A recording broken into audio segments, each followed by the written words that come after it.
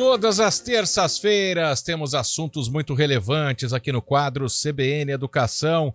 Hoje nós estamos com o professor do curso de administração do Unisal Campinas, também mestre em administração, Pedro Carlos de Carvalho. Professor Pedro, muito boa tarde, seja bem-vindo ao estúdio CBN e ao CBN Educação. Boa tarde, meu querido Marco, finalmente tendo esse contato contigo depois de ouvi-lo frequentemente nas ondas da CBN. É um prazer. Prazer todo nosso, professor. Obrigado pela audiência. E hoje a gente vai falar sobre a importância da liderança em termos globalizados. Liderança tem muitas variáveis, vamos dizer assim. Mas como que a gente começa esse papo, professor? O que o senhor destaca na importância da liderança? Eu gostaria de iniciar com o enfoque que deu origem à terminologia da liderança. Foi com a Revolução Industrial, em 1760, na Inglaterra, que o mundo sofreu aquela grande transformação, entraram as fábricas, as máquinas, as pessoas sendo contratadas, e era necessário alguém para liderar essas pessoas. Naquela época, eles recebiam os nomes de capataz, eram os capatazes, né? Em 1920, o Max Weber, que foi um grande sociólogo austríaco-alemão, definiu que as empresas tinham verdadeiramente 3 tipos de liderança: a liderança autoritária, a liderança democrática e a liderança liberal. Foi uma repercussão muito grande naquela oportunidade, né? Isso se estendeu para o mundo todo e principalmente nos Estados Unidos, que surgiu muitas políticas novas, muitas práticas novas de gestão de pessoas. E, finalmente, a denominação líder acabou sendo empregada e hoje nós temos, em diversos níveis, líder, gerente, supervisor, coordenador e agora gestor, né? Além do diretor e o presidente, né?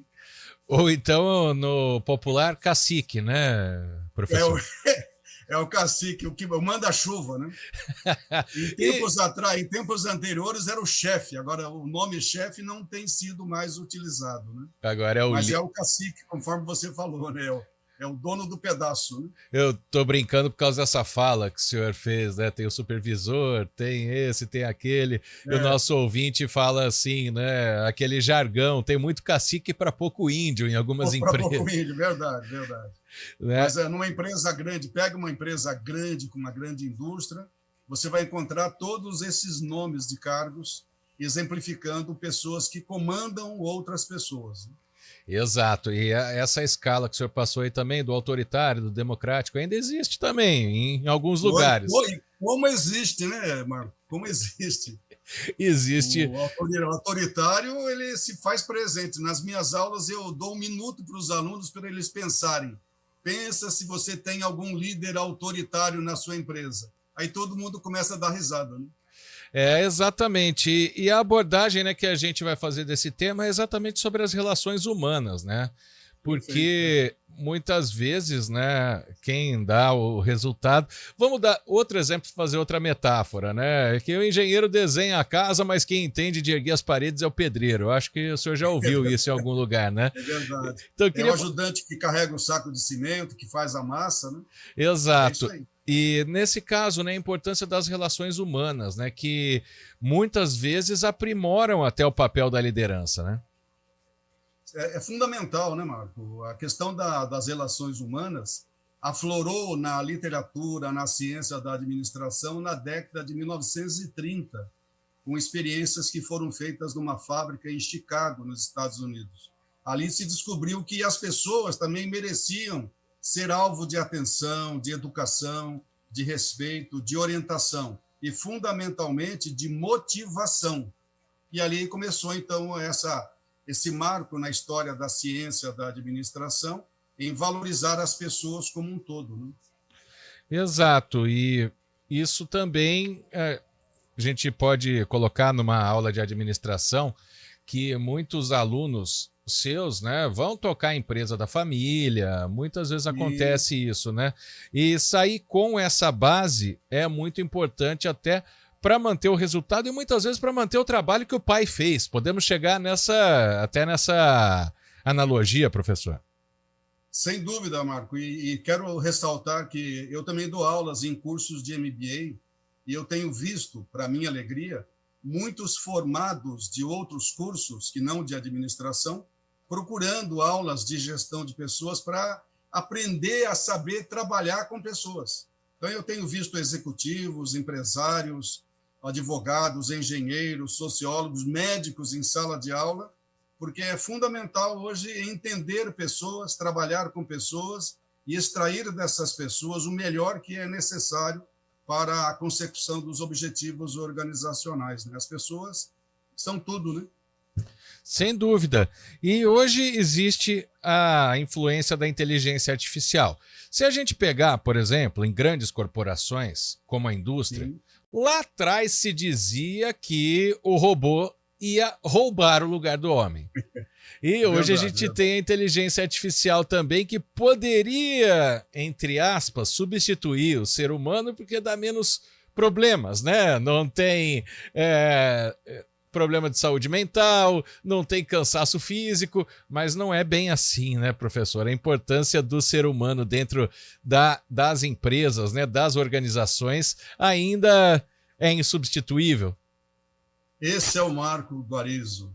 É verdade, Marco. Eu queria lembrar, em 1999, no final de uma aula, um aluno veio até mim perguntando: professor, com o advento do e-commerce, vai diminuir o número de vagas para nós, humanos? Falei, é verdade, o computador que vai dormir, vai acordar, vai escovar os dentes, vai pegar a condução e vai trabalhar. Falei, cara, você tem que se preocupar em aprender cada vez mais essa nova tecnologia da informação.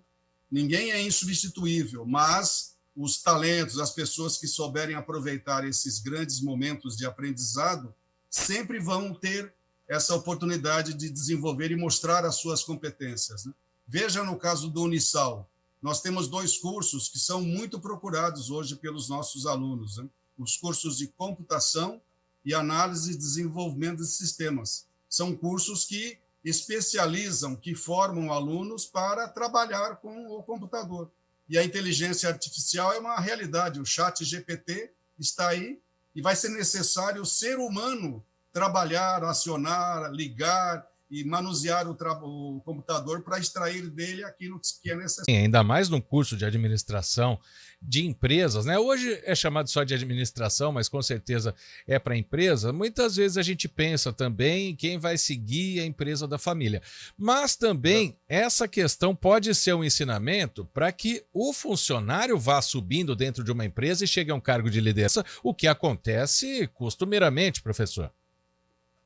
Nós chamamos isso de plano de carreira, né? Eu mesmo, quando eu comecei a minha carreira profissional, eu comecei na Ericsson, em São Paulo, eu entrei como analista de cargos e salários trainee, um ano depois eu fui para júnior, aí eu fui para a Philco já como nível pleno, depois para nível sênior, fui para supervisor de cargos e salários, e logo em seguida fui para a Sony, onde fui gerente de recursos humanos. É o plano de carreira, é aquele degrau de ascensão que as pessoas vão tendo em função do seu desempenho, das suas competências, das suas habilidades. E a liderança, eu acredito que é um sonho de muita gente, né, chegar a esse nível, né? É um objetivo de muitos.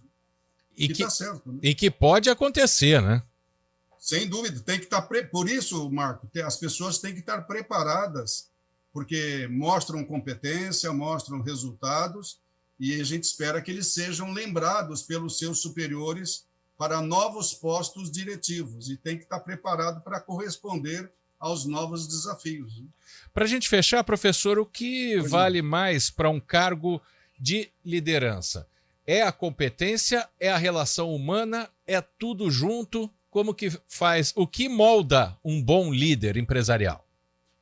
Existem algumas alternativas válidas. Primeiro, a competência. A pessoa tem que ter a competência, a habilidade, o conhecimento do trabalho que ele poderá liderar.